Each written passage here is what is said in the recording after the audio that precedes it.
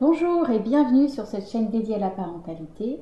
Je suis Paola Perret, j'accompagne et je soutiens des parents depuis plus de 10 ans. Et aujourd'hui, je me disais, et si on parlait de sexualité? Et plus précisément de la sexualité, comment l'aborder avec nos enfants.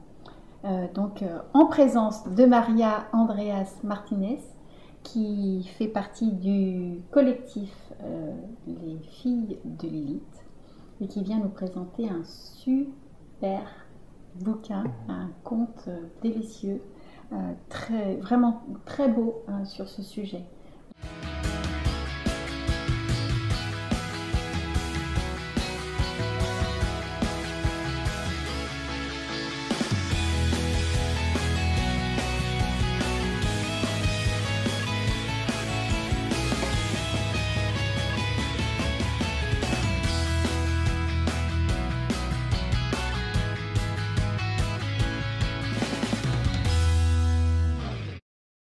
Maria, tu peux justement nous dire un peu comment est né ce magnifique livre, ce magnifique conte? Ce conte, il a été créé par Carla Trepat et elle avait plusieurs raisons.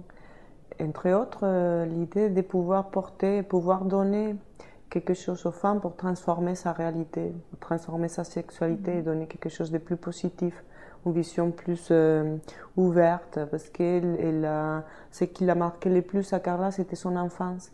Quand elle s'est touchée, quand elle jouait avec des autres enfants, elle sentait que c'était quelque chose qu'on ne pouvait pas faire avec les adultes. Et du fait de voir pour elle les adultes qui étaient des référents, qui étaient des personnes qui pour elle savaient tout, et elle trouvait très bizarre que par contre ça on ne les parlait pas. Elle sentait qu'il fallait se cacher.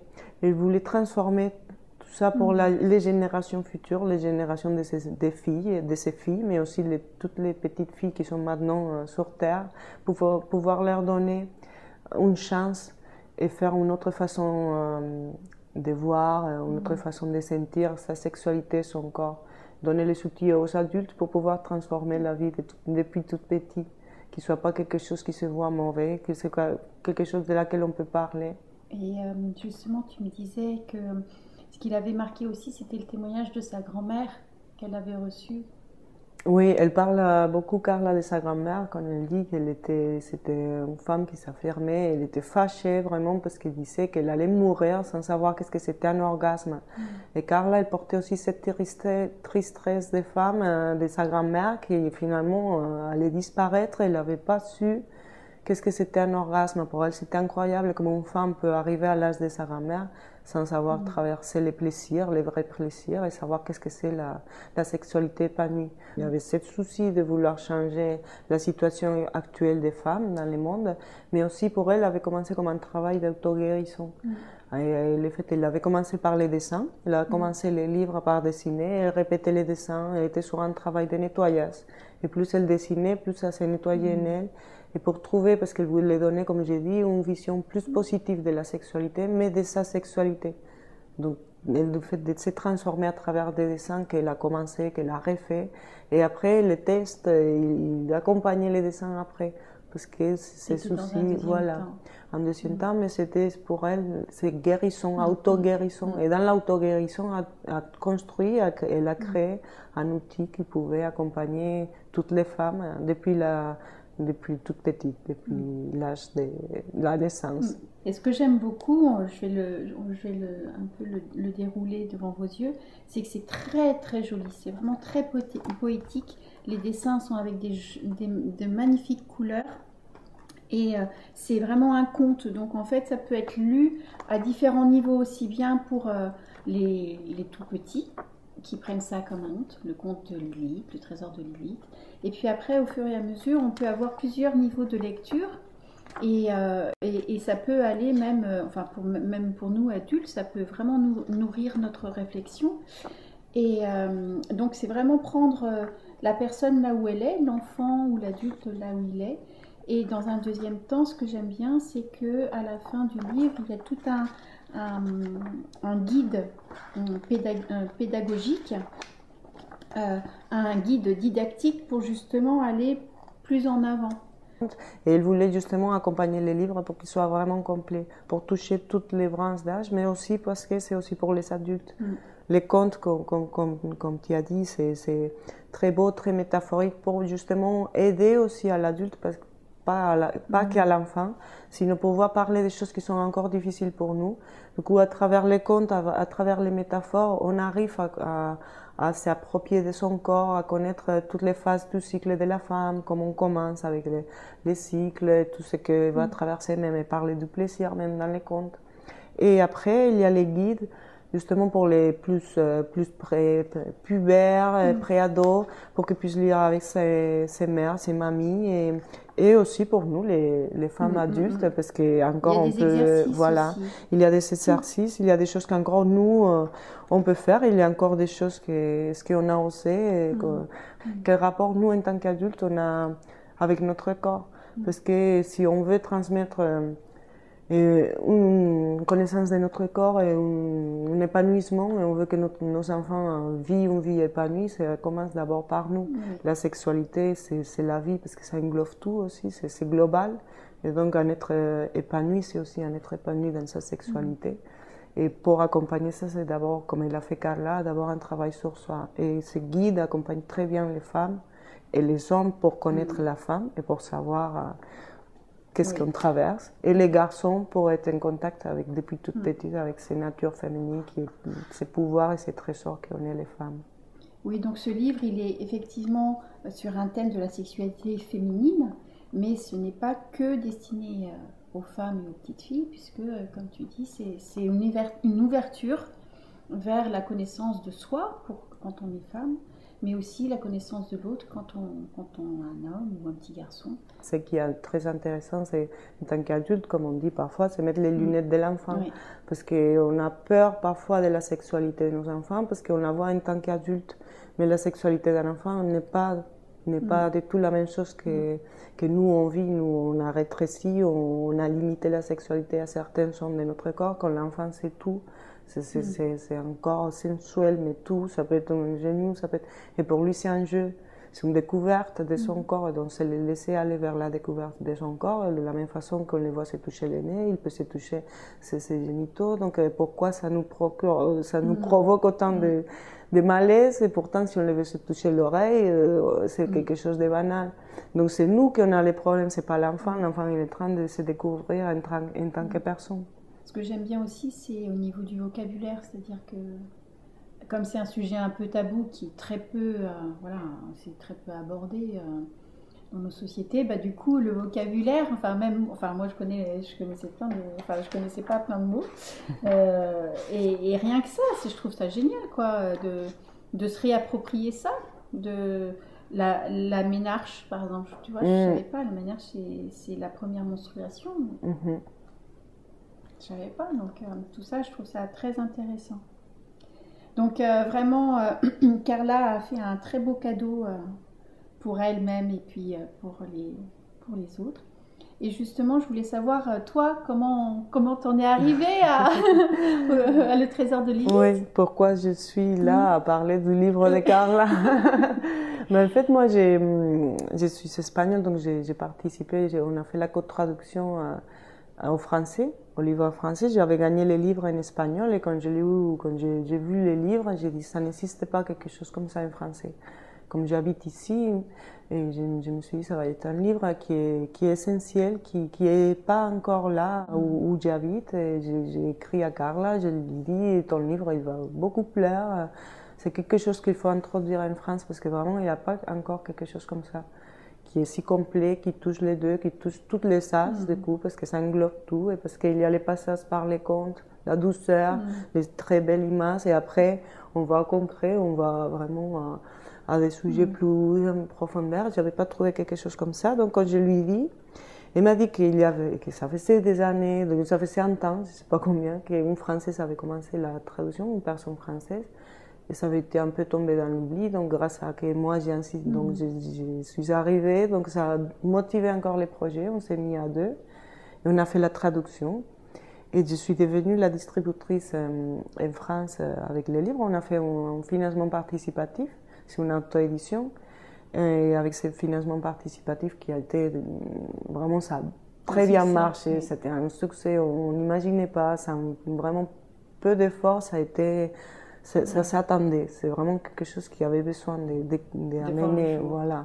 Et avec ça, bon, on a pu faire l'auto-édition et Carla, elle tient à cœur de garder cette idée d'auto-édition et qu'il soit un projet porté par les femmes, justement pour se réapproprier de ce pouvoir et de cette force de transmission qu'on a les femmes.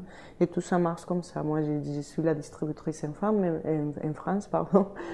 Et je cherche des distributrices, des autres personnes qui veulent faire comme moi, amener la voix de Lilith et pouvoir porter ce projet. Donc voilà, si vous voulez être la distributrice des trésors de Lilith, n'hésitez pas à me contacter. Vous trouverez toute l'information sur les sites internet. On attend des femmes avec une bonne énergie, heureuses de porter la voix, les messages de Lilith. On vous attend. Merci. Donc ça, c'est chouette. Et effectivement, ce que j'aime bien aussi dans ce projet, c'est que c'est le fait que vous avez créé un collectif les filles de Lilith. Donc il y a tout un réseau qui est derrière. C'est des femmes qui sont derrière ça. C'est des femmes qui sont derrière. C'est pas rien, quoi. Et il y a le livre, il y a le collectif, il y a tout le réseau et distributrices. Et puis aussi, ce que j'aime bien, c'est que tu proposes aussi des ateliers en lien avec ça. Donc le livre, il est un outil essentiel pour nous et c'est un beau outil. On ne voulait pas rester dans la fille parce que les garçons, malheureusement, sont souvent oubliés dans cette puissance qu'on a les femmes et qu'on va vers l'avant. Même si on est les mamans des garçons, il n'y a pas encore des choses comme ça pour les garçons. Donc pareil, j'invite un homme qui a beaucoup de vie de faire quelque chose pour les garçons comme ça parce qu'ils se sentent démunis et perdus. Et pour l'instant, ces filles, ces femmes et les garçons ont les droits aussi de connaître son corps et d'avoir des beaux outils, des beaux contes comme ça. Et donc les ateliers, ça répondait aussi à ça. On va parler de sexualité, mais on ne va pas parler que de la sexualité de la femme et de la fille. On va aussi parler en général qu'est-ce qui traverse un enfant depuis la naissance, parce que comme on a dit tout à l'heure, un enfant il est sexué, mais même avant la naissance, il y a des études, ils voient des échographies où il y a des érections, les bébés mâles, c'est plus évident.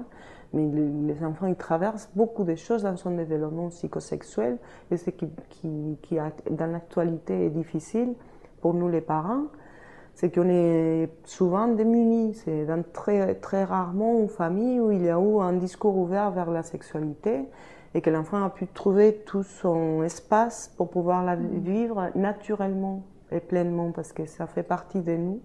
On est des êtres sexués. On est venu au monde grâce à une relation sexuelle, quand même. Il ne faut pas l'oublier. Et pourtant, on l'oublie. Et on pense que l'enfant, d'un coup, quand il a 12 ans, c'est là que la sexualité commence. Oui. Et beaucoup de parents ont cette peur qui existe de voir, de coup on nie, comme on dit Carla, on ne parle pas, c'est tabou. Et l'enfant, il a une intuition, comme on a tous, mais la plupart des messages, ça passe en fait par les non-verbal. Donc, cette intuition de se dire, je ne peux pas faire ça devant mes parents, je ne peux pas parler de ça. Et finalement, ce qu'on crée, c'est encore comme des difficultés parce que tout ça, ça doit se vivre caché. Et l'enfant, il ne va pas arrêter de le vivre. Parce qu'il ne va pas arrêter de découvrir son corps, il ne va pas arrêter d'aller vers les autres pour découvrir les corps des autres. Et plus il y a l'espace pour pouvoir les vivre sereinement, plus l'enfant il va avoir une vie plus épanouie. Et dans les ateliers, l'importance de l'atelier, c'est déjà créer justement cet espace de parole entre parents qui jusqu'à maintenant c'était un sujet qui ne se trouvait pas directement.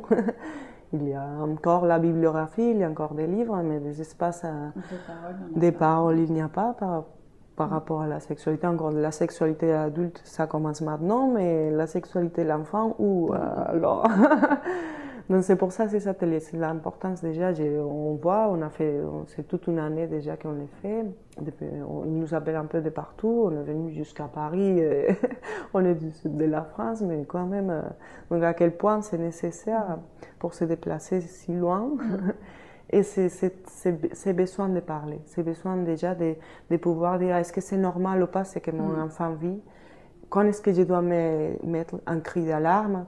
Quand est-ce que je dois freiner ou pas freiner mon enfant? Est-ce que c'est normal? est-ce que si je suis mal à l'aise, comment je peux faire pour pas transmettre mon tabou et mon mal-être par rapport à ma sexualité? Comment faire pour que mon enfant puisse le vivre autrement que moi? Parce que souvent c'est le cas, les parents viennent aux ateliers, les mamans surtout. Il y a peu de papas, mais encore il y en a quelques-uns, mais encore c'est les femmes qui viennent surtout. Et c'est parce qu'elles ont vécu quelque chose qui ne les a pas plu, comme Carla, comme moi, comme beaucoup de femmes. Et comment faire avec nos enfants, on ne sait pas. On sait qu'on veut faire différemment, mais on n'a pas encore les outils. Et ces ateliers sont créés pour ça, pour avoir un espace de parole où on peut parler de tout ce qui traverse notre enfant et dans sa sexualité, pour connaître les étapes et les périodes que l'enfant va traverser tout au long de sa vie. Comme ça, si on a l'information et la connaissance de plus ou moins environ, parce qu'il n'y a pas de cadre strict. À 2 ans, attends, il va avoir son identité sexuelle qui se réveille. Bon, c'est pas tout à fait comme ça qu'il marche. Mais bon, pour avoir une idée, bon, vers 3 ans, il va arriver ça, vers 7 ans déjà, il a conscience qu'il sait que sa sexualité ne va pas changer, qu'il va être toujours un garçon ou une fille. Et ça, c'est beau de l'accompagner aussi. Parce qu'on n'est pas conscient de tout ce qui traverse l'enfant, du coup, comme on n'a pas eu l'information. Et parfois, la difficulté d'un garçon, faire le deuil, de savoir qu'il va être toujours garçon vers 5 ans. Parce qu'au début, ils croient qu'à partir de ça, ils croient que l'identité, qu'ils peuvent changer. C'est quelque chose de pas fixe. Je pense que peut-être un jour son sissi va tomber, son pénis, pardon, moi encore, son pénis va tomber, des choses qu'ils ne savent pas. Et il y a un moment dans sa vie où ça se fixe et comprend que c'est ok, que ça va être toujours là. Et par exemple, les garçons, j'ai accompagné mon fils à son deuil parce que lui, il voulait porter un enfant. Il voulait donner la vie. Et tout ça, s'il n'y a pas la parole ouverte, il va la traverser tout seul. Et moi, les témoignages que je reçois des parents qui ont reçu les ateliers, qui sont venus aux ateliers, c'est justement ça, c'est la richesse qui ça crée. Finalement, c'est un lien plus étroit entre mère, enfant, entre père, enfant, parce qu'il y a toujours cette écoute encore plus loin qui fait que les dialogues s'ouvrent encore plus. Et les témoignages disent que des choses positives, parce que finalement, ils ont pu être conscients de tout ce que l'enfant traverse, mais aussi l'enfant, il a un repère, une référence, quelqu'un où il sait qu'il a la confiance. Et ça qui fait que si ça se fait depuis tout petit, à l'adolescence, l'enfant, il a la confiance et il sait qu'il peut compter sur nous. Et que s'il va avoir un souci, il sait que la parole, elle est accueillie. Le souci qui peut arriver, c'est si je parle de ça, si c'est présent, il va être précoce. Et justement, il y a beaucoup d'études, pareil sur Internet, vous pouvez trouver les études des sexologues qui montrent que plus on parle, plus c'est ouvert, l'enfant, plus il prend du temps. Parce que parfois, quand c'est tabou, du coup, l'enfant va chercher derrière. Et ça va être, quand on les prive de trop de chocolat, finalement, ça devient une obsession. Par exemple, quand on prive quelque chose, ça peut devenir, ça peut ou ça peut pas, mais ça peut devenir quelque chose de plus frustrant et de vouloir aller à ce qui est interdit. Comme nous, les adultes, parfois, ça peut nous arriver. Donc, le fait de pouvoir ouvrir, c'est justement... c'est en prévention. Voilà, c'est une prévention, mais c'est aussi une présence pour l'enfant. Et ce que j'aime bien aussi, c'est ce que tu partages dans les ateliers, c'est que tu donnes des repères pour les parents pour justement voir, ok, là c'est normal, ça fait partie de l'évolution de la maturation de mon enfant. Là je regarde, je reste vigilante, et là c'est potentiellement le signe qu'il y a quelque chose dans la vie de l'enfant ou un malaise, ou enfin voilà. Donc du coup, j'aime bien aussi que le fait qu'à travers tes ateliers, les parents puissent avoir des outils pour pouvoir se positionner en disant « Ok, tout va bien, je l'accompagne, ok, c'est orange, je fais attention. » Et là, je peux demander de l'aide à l'extérieur pour savoir si la situation demande un accompagnement plus poussé ou voilà, une aide pour l'enfant. Oui, justement, on donne les outils, on a l'information, on s'est formé, on continue à se former avec beaucoup de lectures, l'accompagnement de certains sexologues pour justement pouvoir aller ça, parce que c'est aussi, on fait la prévention d'abus sexuels dans les ateliers, on parle du développement de l'enfant, mais aussi ces petits signes qui pourraient amener à dire, là, il y a quelque chose, parce que l'enfant, il n'est pas qu'avec nous, il est aussi à l'école, il est aussi à la crèche, il est aussi avec la famille, et donc... de détecter, pouvoir avoir des outils pour dire ce comportement, il n'est pas tout à fait normal. Ce comportement, il m'amène, parfois, c'est une situation de détresse. Parfois, c'est pas une question sexuelle, mais il va aller à beaucoup se toucher. Et du coup, ça peut être tout simplement, il a passé il est stressé, ou il y a quelque chose que c'est pas forcément un abus sexuel. Donc, comment différencier et comment aller vers l'enfant pour dire c'est pas toujours un abus sexuel, c'est pas toujours quelqu'un qui est. Donc, mais ça peut être autre chose. Donc on donne beaucoup d'outils, on parle beaucoup, on fait des exercices aussi pour se réconcilier soi-même aussi avec son histoire, son enfance, mais aussi pour pouvoir détecter certaines choses dans son enfant. Ouais. Alors Maria, on retrouve et le livre et les informations sur le collectif, les distributrices, etc. sur letrésordelélite.com, www.letrésordelélite.com. Là, les personnes peuvent te contacter pour justement organiser un atelier. C'est ça, on est en train d'actualiser le site internet pour pouvoir trouver toute cette information, parce qu'une des choses aussi, c'est qu'on propose aux distributrices, c'est d'avoir une petite annonce où on peut les trouver, parce que l'idée, c'est que les personnes puissent aussi les trouver à travers le site. Donc, il aura les coordonnées de chaque distributrice qui veut bien se présenter, c'est pas obligatoire. Et aussi, on espère pouvoir mettre plus d'informations sur les ateliers, les dates, les lieux, comment nous contacter, comment nous trouver et nous faire venir. Il y a une page Facebook et il y a les blogs où on publie de temps en temps des articles. On traduit aussi les articles de Carla. Bon, c'est pas les mêmes équipes, c'est pas Marie Flandinette avec qui j'ai traduit les livres, mais il y a tous ces collectifs de femmes maintenant qui travaillent pour la transmission entre femmes et on veut faire des ponts entre les deux cultures. Donc on traduit souvent des choses de l'espagnol et on les publie sur les blogs. Il y a la page Facebook, il y a les mails pour toute personne qui veut vraiment me contacter personnellement, s'il y a des questions à faire sur la sexualité de son enfant, sur son parcours, sur ses doutes, sur tout ce qui amène à la connaissance de son corps en tant que femme. N'hésitez pas, contactez-moi, je suis là pour répondre à vos questions, pour partager. Merci de ta générosité. Et donc, le prix, c'est 15,95 € sur Internet. C'est ça. Voilà. Merci beaucoup, Maria. Merci à toi, Paula. Merci à vous pour votre attention. Je vous retrouve très bientôt pour d'autres vidéos et d'autres intervenants, d'autres sujets autour de la parentalité.